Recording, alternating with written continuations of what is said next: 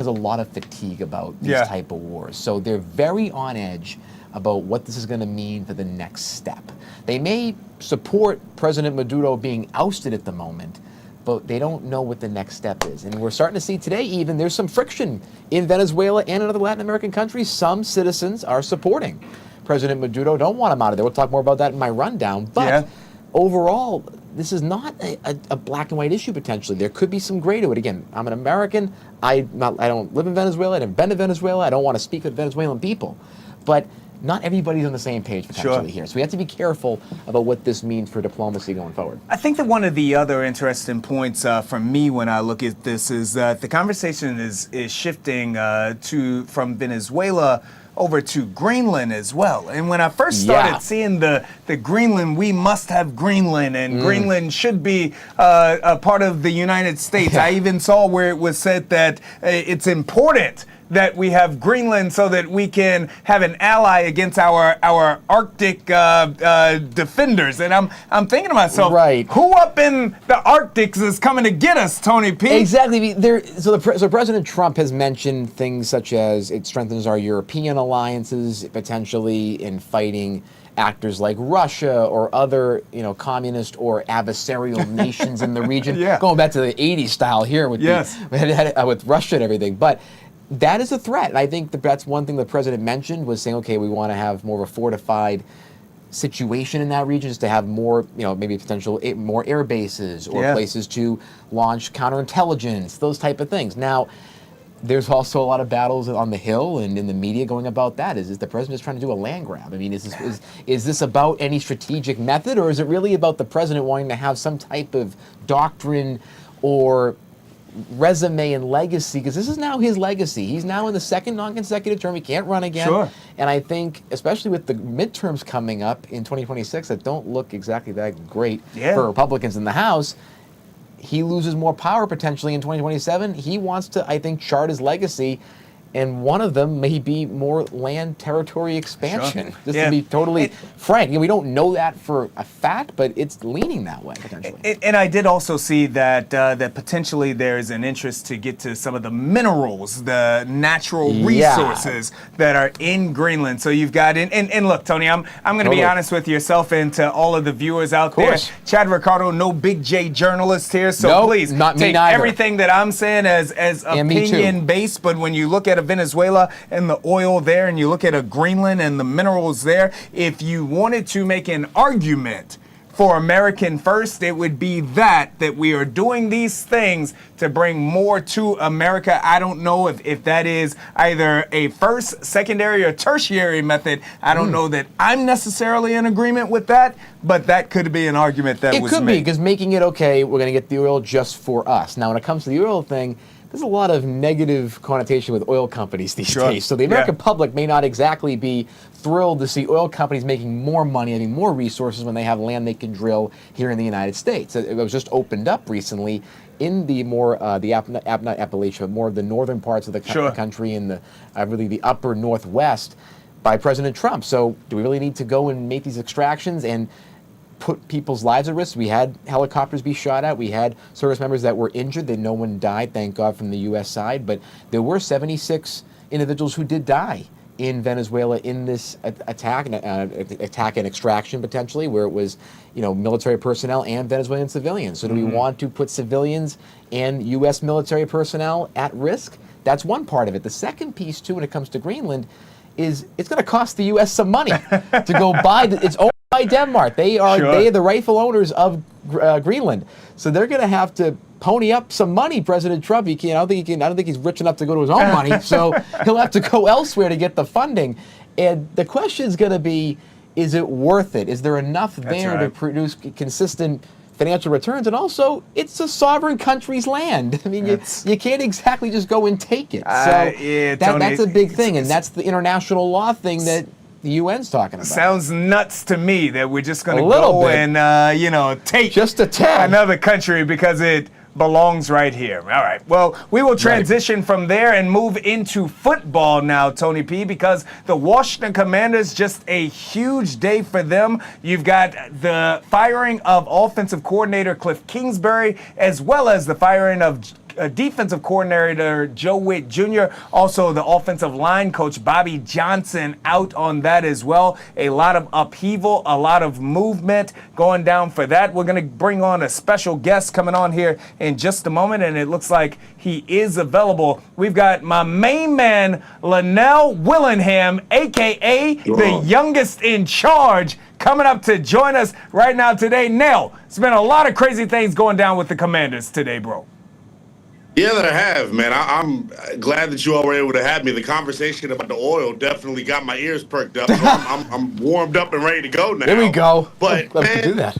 It feels like oil was spilled in Ashburn, Virginia today, man. There was the end of season presser yesterday with Dan Quinn and Adam Peters, and I'm not one that, majors in studying body language, but they both felt uncomfortable up there yesterday. When asked about Cliff Kingsbury and his job security, not much of a ringing endorsement from Dan Quinn. And then obviously, as you mentioned, the news comes out today. They fire Cliff Kingsbury after 2 years on the job. He is going to have 1 year left on his contract, so Josh Harris going to be paying Cliff Kingsbury to work for somebody else, essentially. The move with Joe Witt Jr. does not really surprise me. I thought he would be retained, not as a defensive coordinator, guys, but maybe just as a positional coach or an assistant at this point. And then the shocking one to me, if I'm being honest, and the more I think about it, maybe it's not so shocking, OG Bobby Johnson, as we like to call him, the offensive line coach for the Washington Commanders, also getting the boot. It really just shows you how quickly things can change. A year ago, we were talking about this team potentially being a Super Bowl contender in 2025, and the injuries and the contract holdout for McLaurin and Camp has all led to this franchise right now, as we sit here in the first week of January, a franchise that feels like it's kind of lacking direction going into a super pivotal year 3 for not just the head coach and the general manager, but for the quarterback as well. You talk about changing up the offensive coaching staff, running a new system for Jaden Daniels going into year number 3. It's do or die time right now for this group. I cannot believe that these seismic changes have happened right now for this group. I'm totally stunned, I'll be honest. Look, no, not confusingly, bro. You're kind of running right down the line that I was feeling on this, right? So Cliff Kingsbury, sure. If Cliff Kingsbury gets the head coaching job, and there's a few of them out there, so if he goes out and chooses to take another job, by all means, wish him well, thank him for his service, and then kick him out, get him out of the door. But Cliff Kingsbury, this offense, that offense did last year, and what this offense did this year with 3 different quarterbacks seeing time, with Terry McLaurin out, with no sizable wide receiver 2, and to still change up everything he did and to run the ball as effectively as this team has done and kept them in a majority of games. I did not see this coming, because unless there was some person, and we're just podcasting right now, right? Yeah. We're just podcasting. But unless there was some personal situations going down there between Kingsbury, potentially Quinn, potentially AP, I did not see Cliff Kingsbury being shown the door. What do you say? I agree with you 110%. There's more behind the scenes that we just aren't privy to. Mind you, right? Think about where Adam Peters comes from, right? This is a guy that's from that New England tree. They keep things very close to the vest. I know a lot of folks on Saturday, I believe, Chad, when the Diana Rossini report came out that there was potential friction, I had to go to war for our old pal Diana. People are online talking about she don't know what she's talking about and so on and so forth, because the thing that she was reporting was ultimately surprising. And we obviously had the final nail in the coffin, so to speak, today for Cliff Kingsbury, officially being relieved of his duty. What is the terminology we're using? Like a mutual parting of the ways? Yes. They're trying to make it seem... Yeah, they're trying to make it seem as clean as relieving of possible. duties. I hate that phrase. It feels like they're just trying to make the separation as clean as possible. Right. Chad, to piggyback off of your point, I think there was philosophical changes and differences between Cliff Kingsbury and Dan Quinn. The question to me is this, though. You know who Cliff Kingsbury was. You can't get mad that Cliff Kingsbury has come in and run his offense. The way that Cliff has operated in previous stops when he's an OC or even when he's the head coach, he does his thing on his side, on the offensive side of the building, and the head coach and defensive coaches kind of just let him do his thing. I'm totally stunned that all of a sudden there is this change in mentality in terms of what they want to be offensively. Now, on the same token, guys, I agree with it. I think it makes sense to transition to a more traditional offense. Washington running a whole bunch of hurry up. It was a college gimmicky-like scheme that Jaden Daniels was able to master in year number 1, and we never really got to see how he could compound off of that in year number 2. But in terms of like which direction they go here, I think it's somebody from the Shanahan coaching tree. I think they want to be a more traditional running team, and this kind of may give us some insight as to why Bobby Johnson was let go. He coaches a gap scheme primarily. Maybe they want an offensive line coach that can come in and coach the zone scheme that I think they're going to transition to, putting Jaden Daniels under center and being a more traditional offense. It all makes sense if it's about protecting Jaden Daniels. I just can't help but be miffed that this was kept under wraps so well for so long. So credit to the Commanders, I guess, right? Yeah. Now let me ask you this, like with all of this transition this year, the injuries, the personnel issues from the GM's office down, we spent a lot of money and a lot of injuries came about it. Do you think there's a potential that the team is overreacting by making these type of changes when the season particularly was just an asterisk year? It had just more, I think, just bad luck on top of the other that wasn't all scheme-based. I think on the offensive side of the football, yeah, it may be a little bit of an overreaction, but defensively, they had no other choice but to make wholesale changes on that side of football. So, good point. One way or another, that was going to happen. But to your point, like, yeah, maybe it is a little bit of an overreaction. And I think anytime you finish the season the way that Washington did, and we remember that stretch of games where it was 5 straight games where you lost by 21 or more points, that could make some guys upstairs feel a little uncomfortable, and maybe they felt like enough was enough and we had to change some things philosophically on offense. By the way, I know a lot of people are, and us three are surprised here as well. I'm surprised by it, yes, but I don't think it has to be viewed as some big negative. Maybe you upgrade the offensive coordinator spot. That's the thing you got to guarantee here if you're Dan Quinn and company.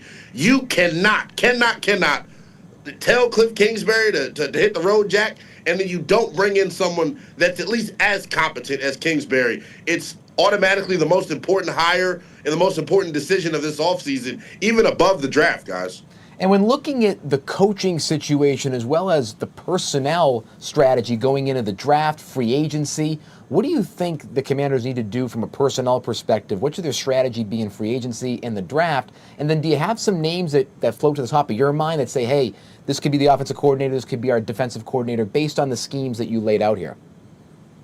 I think it's going to come down to, in terms of like personnel moves, it's going to come down to what coaches they bring in, right? You do not want to bring in guys that do not fit your scheme, do not fit your system. That's why some of the draft picks that we've seen here before, like a Ben Sinnott, a Luke McCaffrey, so on and so forth, when you bring in a new offensive coordinator, you got to question, well, are these guys still personnel fits for you with this new scheme that you're about to try to implement here? So that's a big question for me. In terms of some potential names for the offensive coordinator and defensive coordinator, for the defensive coordinator spot, I think it needs to be somebody that is not a part of this Dan Quinn coaching tree, and I think that's going to be, potentially hard to find. I think they got to get outside of their comfort zone and bring in somebody that's going to have complete autonomy on that side of the football. Dan Quinn, when he was first brought here last year, reiterated, hey, I want to take a CEO type of approach to where I'm not in control of one side of the ball or another.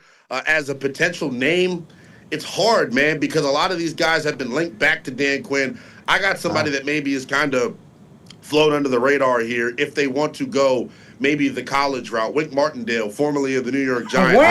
Wow, there's a name. Wow. He's a guy that I would bring up potentially because he's aggressive in terms of wanting to blitz and so on and so forth. He is. Right. That's a random name I'm throwing out there. Because I'll be real, with the D coordinator search, I don't know which way they're going to potentially go because you don't know whether or not they're going to deviate from this Dan Quinn coaching tree. Offensively, a bunch of different names could come.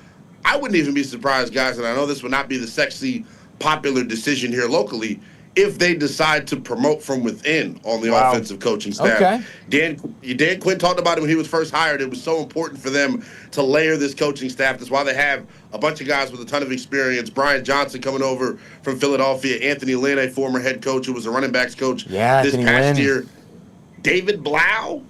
The David Blau thing is interesting. We'll see if Washington decides to promote him from within, assistant quarterbacks coach, and he's somebody that's going to interview later this week with the Detroit Lions for their offensive coordinator job. So buckle up. It is going to be a fascinating offseason in terms of what Washington does here, and they got a lot of big decisions to make. I want to bring you back to DQ, Nell, because you know I love to talk to the fans, brother. I love to speak with the fans, and what's been surprising to me throughout at least the second half of this season is the fact that there's a segment of this fan base that has somewhat fallen out of love with Dan Quinn. And I spoke with a fan earlier today who said that he felt as though, a lifelong Commanders fan who said that he felt as though this is scapegoating, that you get rid of the offensive coordinator, you get rid of the DC, but you leave the head coach, that this is scapegoating, and that he would have liked to have seen all of them go if any of them were going to go. I don't feel that way. I give Dan Quinn credit for keeping that locker room together, because this team could have very well quit somewhere around week 13, week 14. They did not. They played better. What do you say? I say, first and foremost, I know I'm the youngest in charge. I come from the new school, but I gotta get off of this participation trophy culture. He gets no credit from me, Chad, in terms of them playing hard down the stretch. That's what the hell you're supposed to do. You are professional football players. That's the least you can do, is go out and give maximum effort, because you're not just playing for Dan Quinn. You're playing for the other 31 teams across the National Football League. I gave the number earlier. That stretch that they went on, and I believe it was like November and December, when you lose 5 straight games by 21 or more points, it really becomes difficult to really have a lot of trust in the head coach. For those out there that feel like the decisions, though, were a scapegoating type of decision, you can call it that. I think there's been conversation from the top down that Washington needs to change some things offensively from a philosophical standpoint. I think they are trying to do their absolute best to maximize Jayden Daniels, most importantly, keep him healthy, keep him upright. And when you look at the moves through that lens, I think it makes it make a little bit more sense in terms of what they did on the offensive side of the football. The ironic part about this is Jayden Daniels, just as yesterday, gave a ringing endorsement for Cliff Kingsbury. Jayden Daniels' mom, Miss Jackson, was on social media yesterday giving a ringing endorsement to Cliff Kingsbury. This is an organization, now that it's not run by Dan Snyder and Bruce Allen and so on and so forth, you're not going to hear all of the things that happen behind the walls of those buildings, of that building, so to speak. And I'm not trying to be messy. I'm not trying to be speculative here. It just feels like there's more to all of this than maybe is being reported. And I can't wait to see how they ultimately move, because you can be Sergeant Slogan at the podium all you want, Chad and company. But at the end of the day, you're going to have to answer for some of these decisions. So. Linnell Willingham, the youngest in charge. Before you get out of here, Nell, I know you got a new national show. Tell the people about it. Where can they see and hear you? Yeah, Westwood One Sports Night. You can check me out Monday through Wednesday, 11 p. to 3 a.m. Eastern Time. I know it, right? It's a little bit of a late night schedule, but I'm leading the late nights from now on, man. You can check out the podcast, Apple Podcasts, Spotify Podcasts, wherever you download it, man. And then, of course, follow me on social media at NELL_BTP. Y'all looking sharp up there, man. I'm a little underdressed, but I'm in studio right now. I'm getting ready to get the party started. Hey, it's okay, good. brother. Hey. It's okay. You about to make it happen. That's exactly. My main man, Linnell Willingham. Thank you so very much for coming through. As always, the youngest in charge, breaking down the Washington Commanders. All right, coming up, we are going to talk more about Venezuela. We got a very special guest joining us. We'll be right back on Primetime.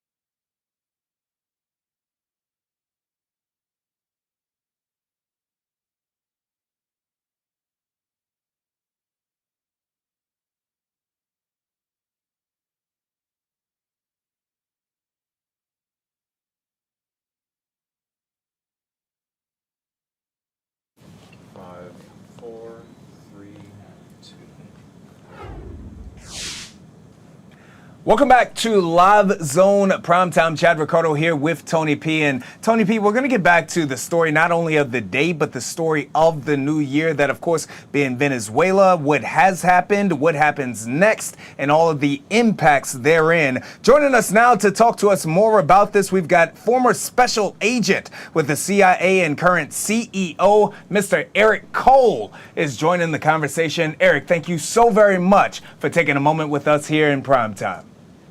My pleasure. Thank you for having me.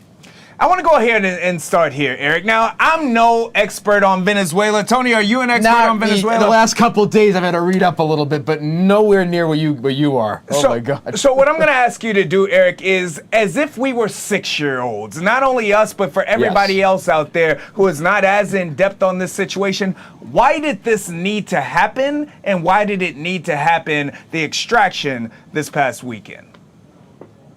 Venezuela is a country that we have been watching and monitoring for over 10 years. Everyone goes in and thinks drug cartel and oil, but the reality is there's two other key components that make Venezuela very interesting to the United States. That's the rare minerals that it has, and that's also they're a safe haven for cyber criminals and hacking against the United States. So going after Venezuela is a key piece in national security, safety, and longevity of the United States. And this operation, in my expertise, was planned probably end of January, early February. But these missions are planned out 8-9 months in advance, and they're using AI modeling to say, what is the opportune time to raid this compound? And what happened on Friday night into early Saturday morning, weather conditions changed and were very favorable. The current President Maduro actually was sleeping in a different location, which was actually closer to an extraction point. And basically the people performing the operation called the president and said, we have a window. You have to decide in 5 minutes, and it has the best chance of mission success with the least amount of casualties, and you have to make these decisions quick. And to me, it was the right decision, because guess what? It's not like a war in Ukraine where people can criticize Russia and say, end the war. It's over. Right? We came in, we extracted the leader. It took 2 days to put a new leader in place that's sympathetic to the United States. And now all of a sudden we have control of a very powerful country that can influence us moving into the future. Just kind of piggybacking off of that, with all of these questions in regard to the leadership and what may come next, how do you see this all laying out now? What's going to be the United States' interest in this? Are they going to be boots on the ground and helping with this transition? What happens next? Most likely what's going to happen, which is sort of a natural progression that we have to recognize, is there's going to be a little bit of a civil war occur in the country, because you have the current president that was appointed yesterday, Rodriguez, which was actually Maduro's vice president. But then you have a lot of people that are not sympathetic to it that are fighting it. So there's going to be some natural tension within that country. And the key thing for the United States is to let it play out, but keep us basically as an ally for whoever's going to win that election. But also, as Trump did already, he already negotiated oil and other benefits to the United States. So it's sort of one of those win-win tactics, no matter how it plays out. Now, of course, one of the major aspects of this in the Venezuelan, I would say, crisis, especially with the electoral crisis, has been the opposition leader, Maria Machado. Now, in her influence in the country, President Trump did say that probably will not be the next leader because, quote unquote, she's weak in the moment, isn't as popular as people think she is. From your perspective in intelligence and CIA and tech, what do you think could be the potential situation with her potentially coming into the mix as this goes on past this year? Could there be potentially a moment where she does come into power, where there are elections, and what impact does that have on the intelligence side of things?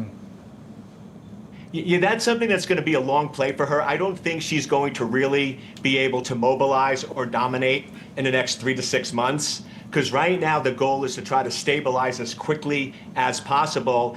And while they're not giving all the details, what happened behind the scenes is CIA typically goes in and does a lot of different modeling, especially now with AI, the amount of data we have on those two candidates of who should we back. And that's why it took almost 48 hours for the United States to back a candidate. It wasn't until Monday that we actually said Rodriguez is the way to go, and that's because of all the modeling that was run going which one is going to have short-term sympathy with the United States, which one is going to have long-term benefit, and all of those computers were churning and burning for 48 hours and came back and said Rodriguez is the short-term candidate. Now, in a year or two, things might change. There's going to have to be an election at some point, but I don't think it's going to happen for at least 12 to 18 months. Now, President Trump did announce tonight that he did secure an oil deal, 30 to 50 million barrels, and still working on the logistics of that. Now, we do know that the location of refineries versus some of the processing facilities are in different parts of the country. That could lead to some potential danger. What are some of the risks that the CIA and other intelligence officials are analyzing right now as these deals are signed to make sure there isn't any disruption or any harm done to American personnel as well as civilians and Venezuelan personnel? That's a great question, and that's really what the trick is. We went and removed the current president and the first lady. That was step one. Now step two is to go in and secure those oil refineries, because right now they are controlled by forces that are not sympathetic or cooperative with the United States. And the question now is, how can we go in and seize those and gain control of those as quick as possible? And the trick is, don't target all of them. So right now, if I was at the CIA still, we would be doing modeling of which refineries is the best one to go after, because you don't want to target all of them. And typical in these operations, you're going to do some sort of diversion. You're going to go in and try to target one, and then that draws the forces, when in reality you're going to sneak in a second. And that's what actually happened on Saturday. If you look at the damage assessment, there's actually a large explosion on the one side of the compound where the former president was, and a smaller one, and basically that was diversion tactics. You draw the forces against one so you can sneak in the back door. And just in how President Trump always likes to play multi-level chess, I think that's also what he's doing right now with the talk about Greenland and acquiring it. He's trying to create a diversion so people are less focused on Venezuela and more focused on something else. So I don't think his attempts to go after Greenland has any legs. It's just, let's draw attention away from what he did to minimize criticism. All right. Well, Eric, that's an interesting point. Staying with sneaky and staying with diversion tactics. Again, I'm a novice here, Brother Cole. I'm a novice here. So tell me this, right? So I know Maduro, bad guy. Get it. I know the country, there's a lot of individuals in the country who were not pleased with his leadership. Absolutely get it. Narco-terrorists, those allegations. I get all of that as well. But when I was watching the press conference on Saturday when I got home, listening to President Trump out of his mouth, listening to Marco Rubio, they were not shy at all about speaking about the benefits of having access to this Venezuelan oil and American oil companies putting billions of dollars because there's wealth in the ground. So out of everything for this total picture here, how large of a factor are those natural resources, that oil and potentially the minerals in Greenland? How big of a factor are these things? They are huge. I mean, that's pretty much the whole game that we're dealing with right now is natural resources, oil, and the minerals. Because here's the reality. We all talk about AI and artificial intelligence, and we saw the huge birth and growth of it in multi-billion-dollar industry. What people don't realize is all of those computers that we need to build for all those data centers that are getting funded require those natural resources and minerals to run those computers. And right now, if you look at where they're located in Ukraine, China, Greenland, Venezuela, and the moon. And here's the reality. Russia took Ukraine. China took the moon. So from a United States standpoint, if we want to be a player, Greenland and Venezuela are the two plays we have to make to protect our longevity of being an active player in future data centers, computer, and AI. This is absolutely nuts, man. That's fascinating. Look, you are remarkable. We'll get you out of here on this with respect to your time. We know where we are right now. Where do you see this 6 to 12 months from here? Good point. 6 to 12 months, I think, and people are saying it's not going to happen, but if you look at the writing on the wall, I think there's a very good chance Venezuela is going to become more like Puerto Rico, where some sort of territory of the United States. I don't think it's become a state, but I don't think we're going to let it go, because like you said, you look at the amount of oil, the natural resources, there's no way now that we have basically control of the country that we're going to let that go. That would just not be a good move for the United States. And then the other thing to keep an eye on is if you took Venezuela, I mean, Cuba is not in great shape either, and that leader is in decline, and there's not a whole lot going on there. So another big play is what happens with Cuba, and tied with that. So I think right now there's not a lot of people stopping the president or our country. They're criticizing us, but no one's showing any aversion or military force. So I think he's just going to keep going and just build this empire and future resources for the U.S. Wow. That's Eric Cole. It's a lot. I mean, the biggest fear I think people have, though, is like the Iraq thing. Could this become an Iraq potentially? Like, and that's the biggest fear I hear from people, including myself. Like, could we be down a path that's going to be too much nation building potentially? I think the difference here is that we're not making any bones about it, Tony. That's we're true, going to take these over. Is that right, Eric Cole? That's the difference, right? We're not going to war. We're taking these things over potentially.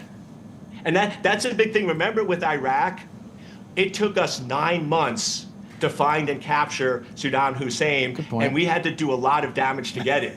This case, we took the leader immediately. You cut the head off the snake, and guess what? There's not a whole lot left to do. So I think we learned a lot of lessons from both Putin with Ukraine and with Iraq that, hey, let's take the leader and extract it. And I'm sure right now Putin's sitting in Russia going, what if I just extracted the leader of Ukraine? His war would have been over a lot quicker and a lot faster. Wow, Eric Cole, you have dropped dimes, dropped knowledges. You have educated the entire nation. We thank you so very much for stopping by Live Zone Prime Time, brother. My pleasure. Thank you. Take care. Thank you. We're going to take a quick break, Tony. We're going to catch our breath. Yes. And come back and get Tony's topics right after this. Sir. Woo! Let's do it.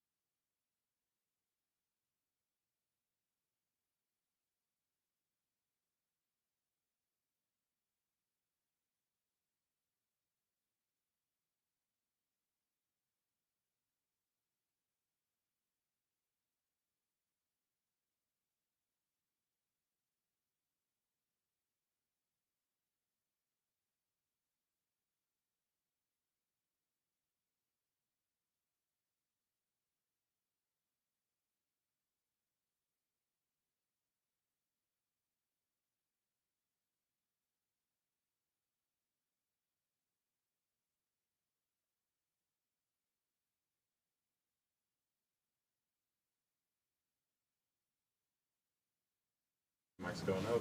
4, 3, 2. Welcome back to Fox 5's Live Zone in Primetime. Still blown away by Eric Cole. That was really that was an energetic interview, Yeah. and I'll tell you something. He's saying a lot of things that could be true because that's President Trump. When he says something, he's done it in the second term. Sure. So I think he may be onto something where do you try to just kind of have proxy states? Is this kind of how we're going to start acting? I don't really much agree with some of it, but I don't disagree with his assessment. I think he's right about that trajectory. Yeah, Venezuela, well done by you. Cuba, He explained Greenland, it very well. All of them. It's a lot. Wow. That's a lot to deal with. Buckle up. And again, the question is, we're having a hard time running our own country. Sure. Can we run other countries? I don't know.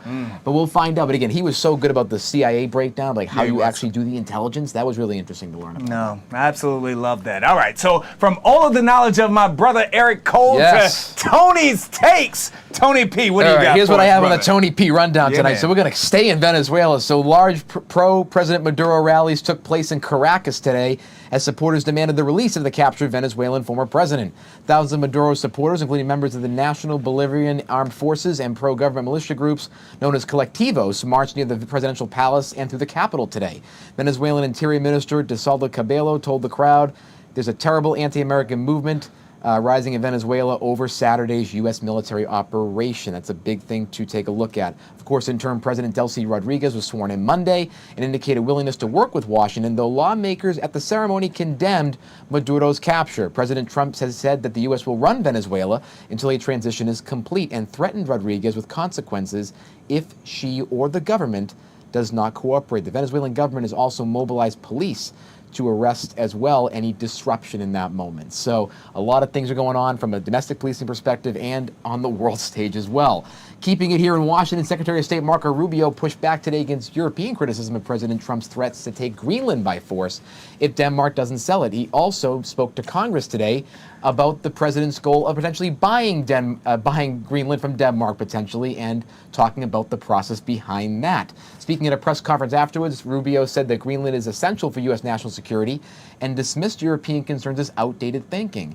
President Trump has repeatedly said that he wants to buy Greenland for a strategic location and natural resources, threatening economic measures against Denmark if it refuses. Danish Prime Minister Anders Fogh Rasmussen, called Trump's threats absurd and said Greenland is not for sale at all. Greenland's premier echoed that sentiment as well, saying the territory wants independence from Denmark, but not American control. Keeping things in foreign policy, Israel announced today it is barring Doctors Without Borders from operating in Gaza, accusing the medical charity of coordination with terrorist elements. The decision comes as Gaza faces a humanitarian catastrophe. God, I can't talk.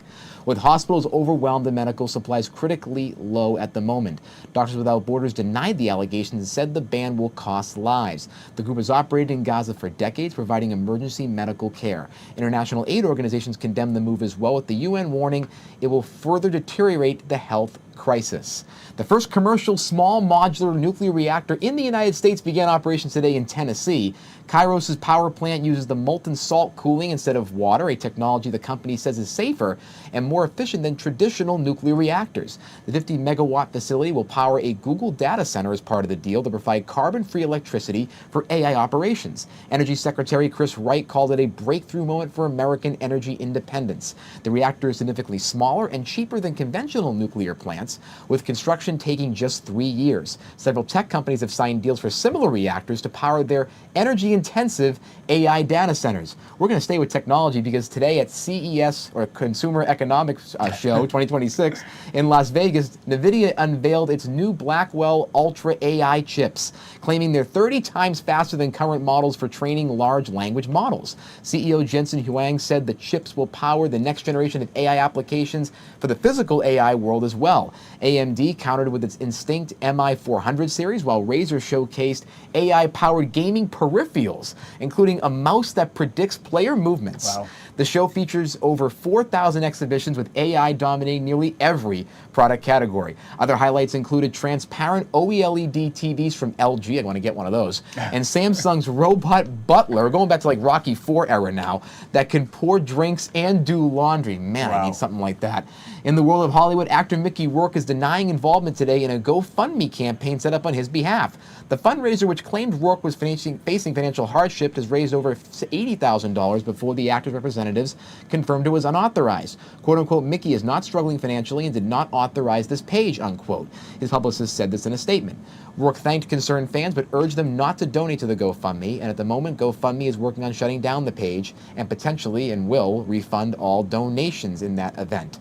And finally, a little positive news for you. France became the first country to ban PFAS forever chemicals in cosmetics, fashion, and ski wax. The law, which takes effect in 2027, prohibits the use of I can't even pronounce this, polyfluoroalkyl. See, if you can't say it, not exactly a good thing to have in your system. prolifical substances in thousands of consumer products.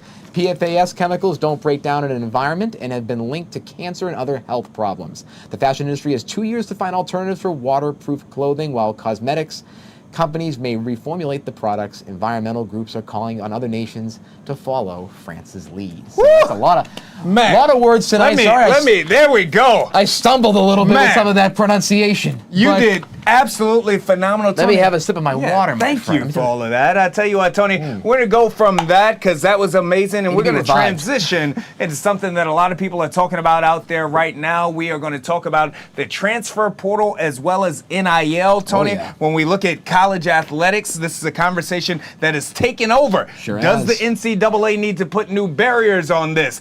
Should there be a salary cap for the amount of NIL money that can come in? We talked about that and so much more with DMV great Ricky Goins. And here now that's more about this topic. We are talking about a local legend, one of the best to do it, hoop all-stars in all of the DMV now, devoting his time to helping student athletes both on and off of the basketball court. CEO of R&R Advisory Group, Mr. Ricky Goins is in the building. Ricky, thank you so very much for taking a moment with us here today, bro. Thanks for having me.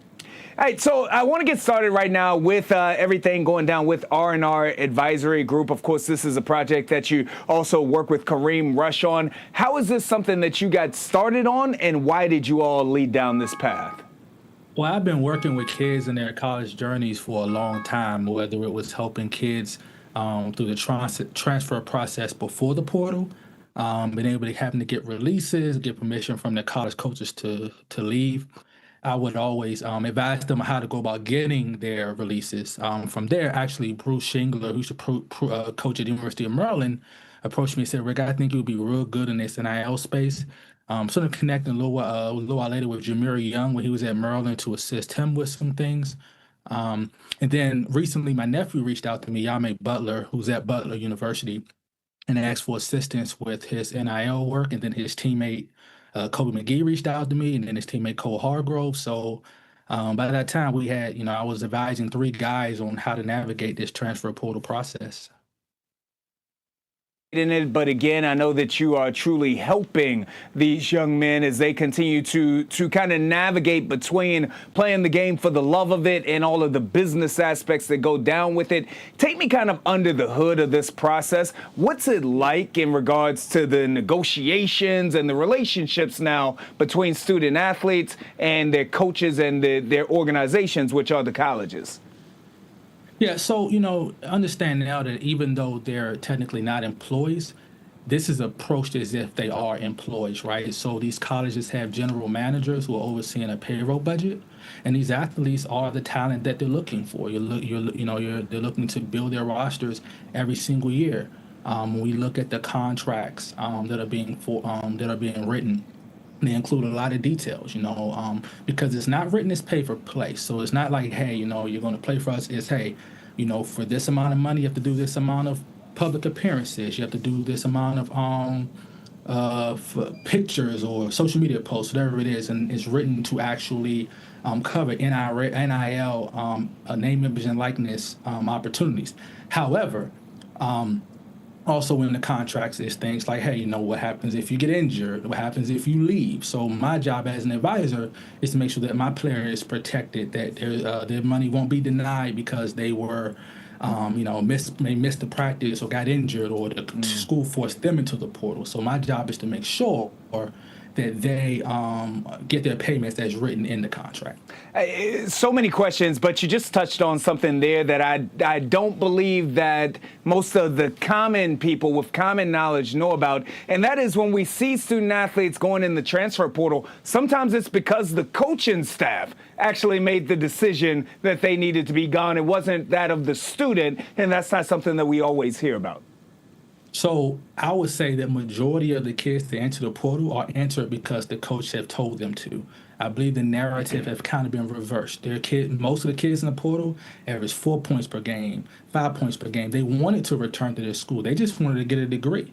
But coaches, because they're under pressure to win, have kind of forced them because they want to upgrade their roster. Now, yes, there are kids that might have played at the school and have an opportunity to earn more money or money for the first time. But a lot of those kids were told, no, I don't. We got to move on. We got to bring in better players. And so I tell people right now, the only way to guarantee you're going to get a college degree is to be in the top rotation of a winning program where the coach is secure and you're winning games. If not, you are going to be probably looked at to get replaced. It's unfortunate, but that's the landscape that we're in right now. Wow. And just to kind of double down at that point, when you look at the football landscape as of 2026, and we're only a few days into 2026, some 4,000 student athletes on that college football scale are currently in the portal. So I'm all for player movement, but at right now in this moment, is the portal beneficial, or is this a hindrance to the student athletes and to the sport in general? Well, it's both, and I have no problem saying that. I think it's been progressive because for a long time, kids had to get permission to leave, while coaches could just walk away. And also, kids could also be, a coach doesn't want you. It's like, hey, we don't want you back. They could still dismiss you while holding other kids hostage. So this takes away that leverage from the coaches, that kids now have that flexibility. But on the other side of that, there's kids, again, that don't want to leave. They're now are forced to leave. And another downside to this is credits don't always transfer. So now you're talking about you could go through schools 4 years, but because of the credits you lose from transferring, you may not get a degree. So, it's a matter of understanding that you're progressing through college, and it's going to be based off of your productivity and finding the right fit. And that's where guys like me come in. And speaking of football, I'm now bringing on Josh Morgan, the former Redskin, to come run the football side of our R&R group. So we'll be definitely jumping in there and to help football players as well now. Shout out Josh Morgan, definitely a big-time fan of his. He is in the community. He's in these streets doing positive things for the kids, so it'll be a great addition to that R&R team.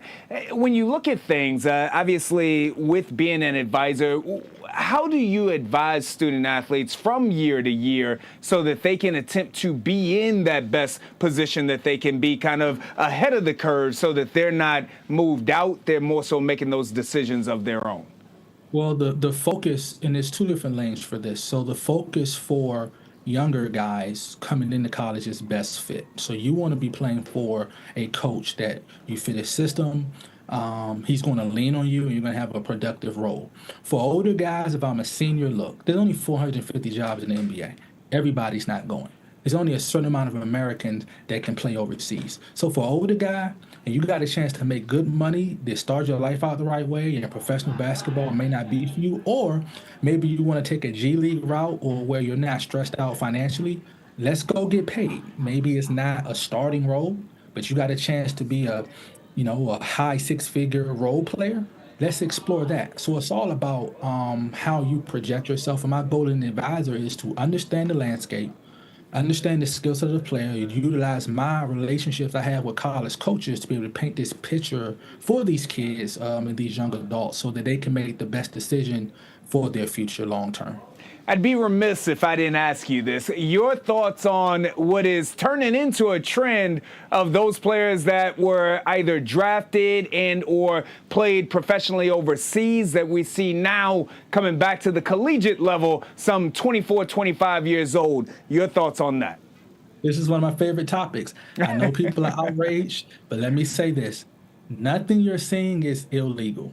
I advise you to take a look at what antitrust laws and violations look at.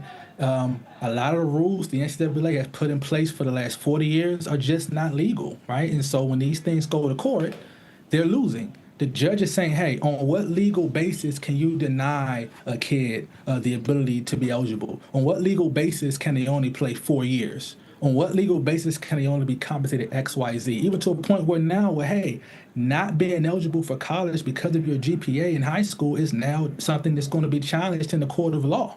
So my advice is, if you want to see some resolution to this, let's allow the players to have employment status.